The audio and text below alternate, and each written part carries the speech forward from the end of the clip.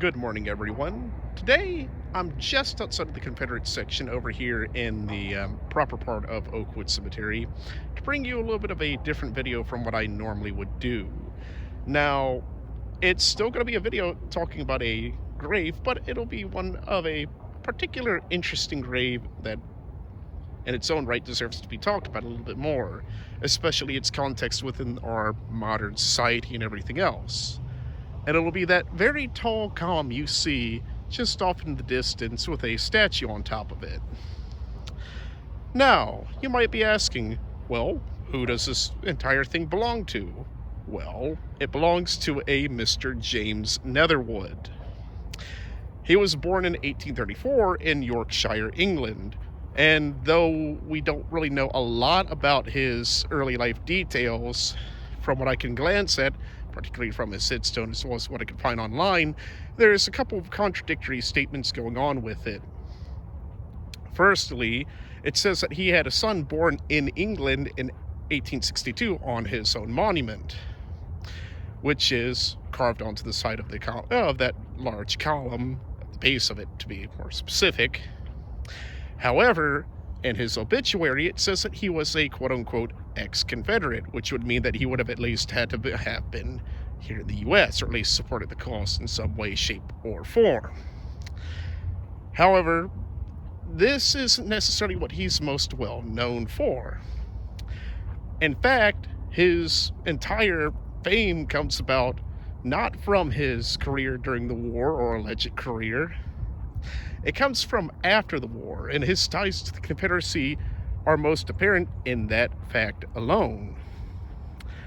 Because, as you can see, or what you'll eventually notice, is that he was a stonemason.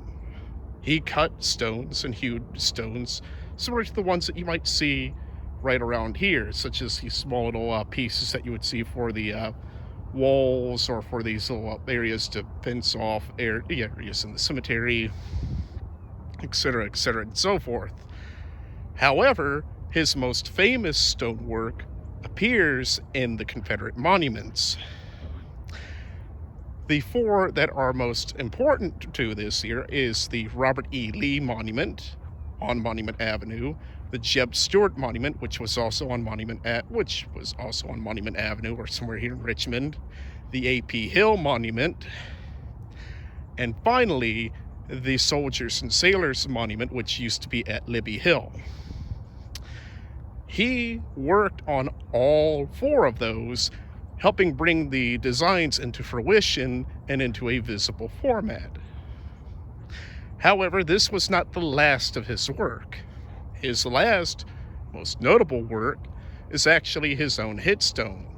As you can see, this headstone is a fairly large, tall object that can be easily seen throughout the entirety of the rest of the cemetery. And this was built several years prior to his death, sometime in the late 1890s.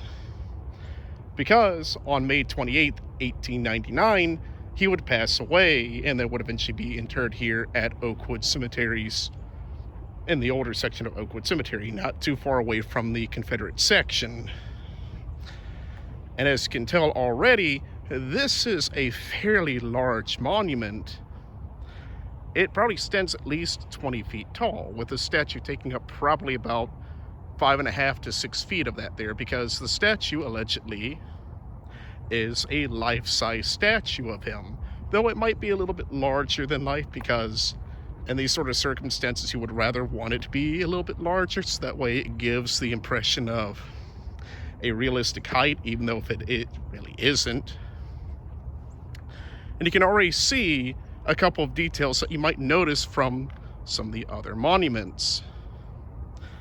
So as we make our approach to the grave plot, we'll also see next to the main monument here is his wife's grave, which also has a fairly nice statue on the top of it, and what I would argue might be in her own likeness, though I cannot fully say that with confidence. So to start off, we have at the base here The base is quite similar to what you would see with the AP Hill Monument, where it has a sort of step pyramid tier towards the top. Then, of course, you have the base to the column itself, which is something that you would see more typically at any real cemetery, particularly that there for the base of obelisks or anything else of that nature. However, what makes it truly unique is this black granite column, which leads all the way to the top with a Corinthian style top piece for the column, and at the very top, James Netherwood's own statue. This is borrowing from two other monuments that he had worked on. First, the black columns that you see here, were also used on the Robert E. Lee Monument in Richmond, and the statue on the top is very similar to what you would have seen with the Soldiers and Sailors Monument, where at the top you have a statue of a Confederate veteran or a Confederate soldier standing at the top holding his rifle at a parade rest. In this case, you have James Netherwood himself standing next to a bunch of stone blocks with stonemasonry tools to the side to represent his entire characteristic as a stonemason. Now, why am I talking about his entire grave? Well, in this situation, this monument, his headstone, is the last remaining vestige of his entire legacy. Outside of the Confederate monuments, this is the last one that remains in its exact place. All of the other monuments that he had worked on, such as the Robert E. Lee Monument, the Jeb Stuart Monument, the AP Hill Monument, and finally the Soldiers and Sailors Monument, have long since been torn down, at least since the end of last year.